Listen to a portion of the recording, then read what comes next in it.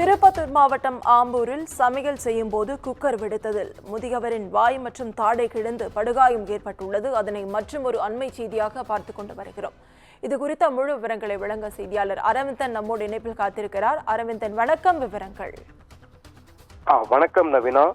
திருப்பத்தூர் மாவட்டம் ஆம்பூர் நகராட்சிக்குட்பட்ட கஸ்பா பகுதியை சேர்ந்தவர் குணசேகர்.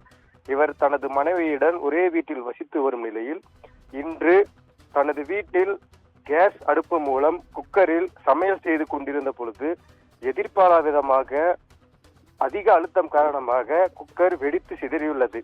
இதனால் அருகில் இருந்த குணசேகரின் மீது குக்கரின் மூடி விழுந்ததில் குணசேகரனின் வாய் மற்றும் தாடை கிழிந்து படுகாயமடைந்துள்ளார். உடனடியாக அவரை மீட்ட அக்கம் பக்கத்தினர் அவரை சிகிச்சைக்காக ஆம்பூர் அரசு மருத்துவமனைக்கு கொண்டு சென்றனர்.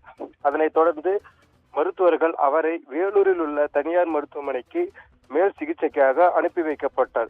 இதனைத் தொடர்ந்து ஆம்பூர் நகர காவல்துறையினர் இச்சம்பவம் குறித்து விசாரணை மேற்கொண்டு வருகின்றனர். நவீனா,